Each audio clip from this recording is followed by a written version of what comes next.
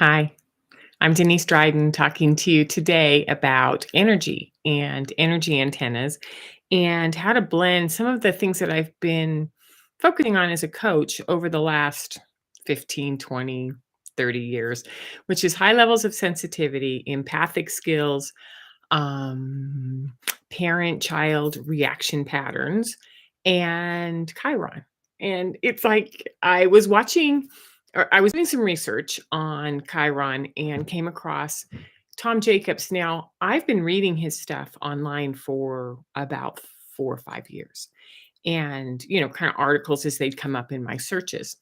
And then I went to his website last week and found out that he has a YouTube channel. And so I've been doing this deep dive into his perspective of Chiron and loving how just listening to him wove together all of these pieces of information that I've been working on for years. So before I get going, make sure that you like this. I just hit 500 subscribers, so I can post. I have some expansion. I have some numbers behind me now on YouTube, and so thank you so much. And pass this around, especially if you know parents, your own children, if you're grandparenting, or if you know people who are looking at how to sort of reparent themselves. This is what we want to talk about today. So, parenting skills. I'm going to call this the new parenting approach in using energy. Okay. So to get going, we have, and this is something I learned from. Uh, I didn't put it together. I learned it from Tom Jacobs, which is we have an antenna that is part of our energy system, part of our field. This antenna is able to, and I love this Osho Zen card because this is the high priestess. If we were to go, you come into the world as a magician, the very beginning, and you're looking around, you're like, I have a body. I'm here. This is what I'm going to do. I can access all of the elements. And then the next card, Roman numeral 2, is the high priestess. And if you notice, she has the ability to pick up on all of the vibrations. So this is a really good example of an energy antenna. Now, what happens is we pick up this energy and we can communicate with it. We can partner with it. We can gather information from it. And this antenna is part of how we thrive in the world, right? And we pick up on energy and then we transfer it down and it becomes emotions. We translate it into the emotions that we feel because we attach emotions to energy. Oh, I feel agitated. This means this. I feel angry. This means this, and so the emotional connection to this energy antenna is really interesting. So this gives us communication, vibration, connection, right? And then this is also the priestess in the Thoth deck, and you can still see she still has her arms up, and all of her upper toes, her lower torso is connected to the earth, and her upper torso is connected to the vibration, and she's interacting sideways, above, below, in every direction, right?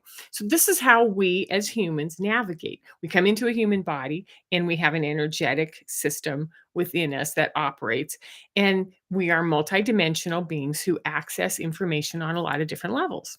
Makes sense, right? So these energy inputs are connected to our nervous system. So how we react to people, places, and things in our nervous system is based on our antenna.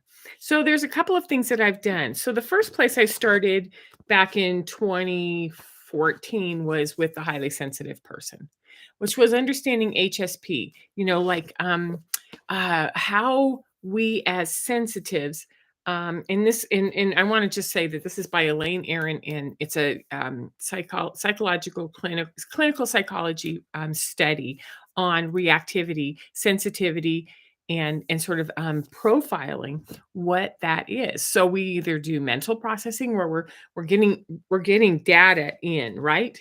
And we don't know what it is, and we're trying to sort it and put it in place and put it in order and figure it out, and it just keeps moving.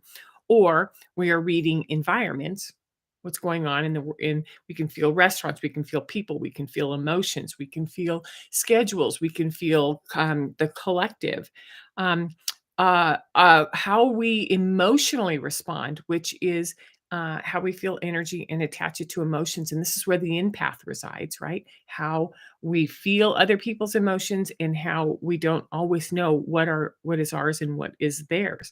And how we respond to senses, which is these are going to activate my skin, they're going to activate my ears, they're going to activate my eyes, my body's going to itch, my system gets hot, it gets cold. So what we notice is that a lot of these um depth of processing, overstimulation, emotional reactivity, and sensation, a reaction to sensations is going to be measured and tracked, but no one's putting it together with the fact that we have an energy antenna that picks things up.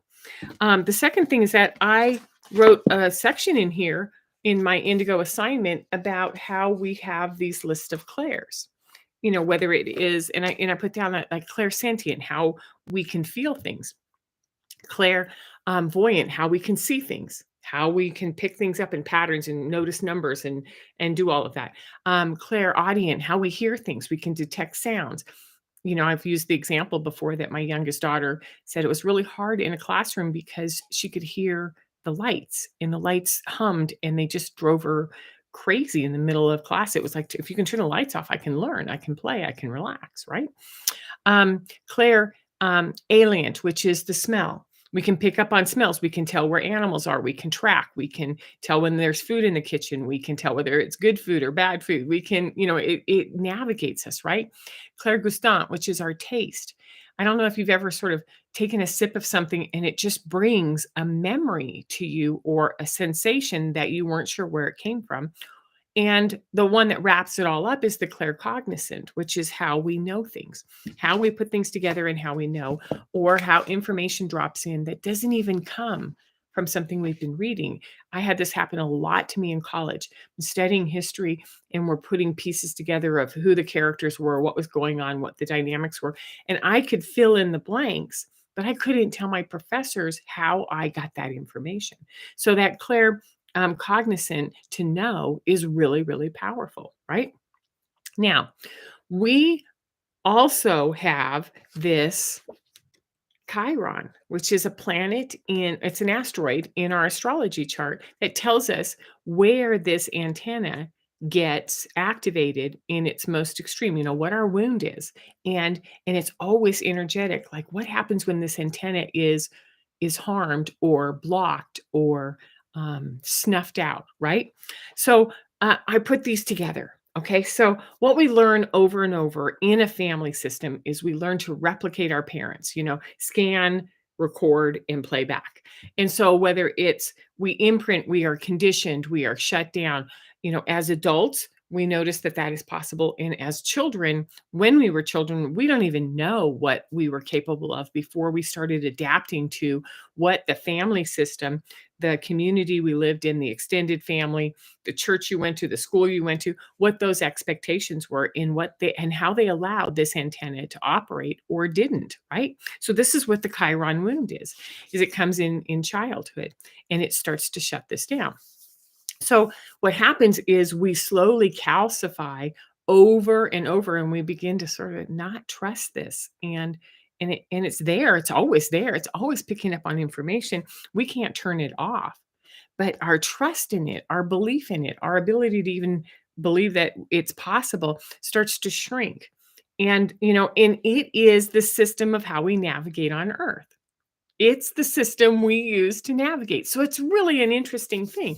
The good news is that we can dust all this off. We can clear this out really fast. And so I don't know if you've noticed on my social media, I'm just hitting Chiron over and over and over again. We need to be working on this. We need to talk about this. There's things we can do, right? There's things I can help you do by navigating through the chart.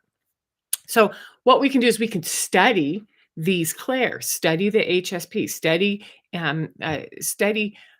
what it means to be an empath and reactive. We can study And then we can teach our children how to understand these and how to use them, because I think this is what our parenting skills are, is we learn that this antenna has value, that it affects our nervous system, it affects the lens in which we bring information in, and then we begin to teach this to our children, to trust this, right?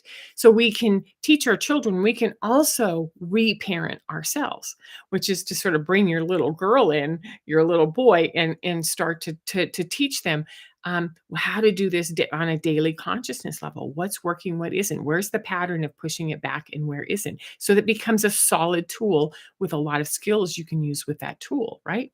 So this antenna is intrinsic. It's our survival antenna. It is what we agreed to do in order to come to Earth, was that antenna has to be up and strong, and it can navigate us, and we can expand with this. So, and we can also, you know, move away from cloaking it, shutting it down, and start to regrow it so that it works and it starts to help us navigate. So Chiron, and it's is really interesting because Chiron can tell you what house the antenna is, and the house will tell you what focus is it. Is it about your sense of self? Is it about your resources? Is it about your siblings and companions? Is it about your sense of home and nurturing? You know, you can go through the houses and find out, right? And so what we do is we find it and we clear it up so we can strengthen it. So I have 6 tips for you today on how we're going to navigate through the blending of these, right? So number 1 is get really curious, ponder. This is interesting information. What does Denise mean by HSP? What are the clairs? What are empaths? You know, then we can start to go, well, wait a minute. You know, I have some of these. When my even stunted or not recognized antenna, I still get shivers down my spine. I notice number systems on license plates, on signs, on in books or on time. Songs jump out to me, and the lyrics seem to line up exactly with what I'm thinking. Smells can bring up images of the past, or images or memories that you didn't even know where they came from. And thoughts can help us piece these things together like a big puzzle, right? So get curious. What is it that you're actually experiencing with this antenna? Number 2, I've said this before, study, learn it. You know, you can get my book. There's the list of clairs in here. You can also look up each of the clairs in a Google search. You can do whatever you need to do. Within this highly sensitive person, Elaine Aaron put out a movie that you can find on Amazon.com called Sensitive, the Untold Story, which goes through those 4 categories that I went through. Study. Learn the clairs, learn your intuition, trust the information, and start to play with it and partner with it, right? So the first one is get curious. The second one is study and learn. The third one is find out where Chiron is on your chart. You can run your own astrology chart. You can tell what house it is, and then you just have to Google Chiron in that house. And then when maybe if you gather all of this and you want to integrate it all in and bring it into your mastery, into your power, that's when you call me. That's what I do, is I bring you into your mastery, right? So that's the third thing, is to find Chiron and start to trust and use this antenna differently. 4, we all have that wound where we came into a home that said, "Oh my God, this child doesn't ever stop crying." And maybe we're not crying, maybe we're playing with sound vibrations, right? And how they reverberate off the wall. We're trying to communicate, we're trying to do a lot of different things, but what we get is a lot of agitation and even anger from a parent when we use our voice. So, what we want to do is we want to ask your little boy, your little girl, you know, like, what was it like growing up? What parts of you really don't work as well? Now, the example I would use is that my Chiron's in the 8th house, which means that my antenna, based on Scorpio and Pluto, which support the 8th house, right, is super, super strong, which means that I pick up on everything and my eyes watch and observe everything. That was a threat in my family system because they were hiding a lot of things. And so, you know, it was kind of like, Denise, you need to leave the room. Denise, you need to keep your mouth shut. Denise, and I keep wondering, how often did this powerful antenna of mine hit this wall of a family system that didn't know what to do with it, right? So the reparenting, which is to teach me, my inner child, how to feel confident and protected, strong, and empowered with this antenna so that it can start to even like be a lot stronger, right? Number 5, if you're a parent, normalize all of this. Get the Clairs up on the refrigerator. Have you and your family watch the HSP movie and identify what areas you react to, and listen to your children, listen to your spouse, listen to the grandparents, listen to everybody talking about which ones they respond to, because what we're doing is we're developing a language and a normalcy about the fact that energy does come in and it affects us, right? So you can even ask your child, like one of the fun things is, what did you notice today? What did you smell today? What did you feel today? And start to build the clairs up in them. Okay. And number 6 is to have compassion for these lost, buried skills. Have compassion that this was just got a little dusty, got a little retreated. And then when you see other people who are just shut down or reacting in pain all the time, you can even see that their antenna is just sort of tucked in and it isn't really very confidently working. And have compassion for yourself as you start to sort of grow it and get it back up there so it starts gathering information on another level. Um, I think this is the most powerful thing we can do for our children moving forward, is to normalize energy and to normalize this antenna. And I would have to say, I would say it right at the end of the video, of course, that this is a skill set that has not been in the highest interest of those that govern us for us to have. So there are food products, there are things in our water, there's fluoride in our water, there are attempts to condition through churches, through schools, through communities, through politics, through finances, that don't want us to use this antenna. So I think that this is the thing we do with our children to empower them to create a different kind of world than the one we were raised with. So that's my platform for today, right? If you're interested, the contact information is down below. I will put the link to it's on Amazon as well. The movie Highly Sensitive Person, you can find it on Amazon. You can also find it on Gaia. Have a wonderful Sunday, wonderful week, and I will see you next week. Take care.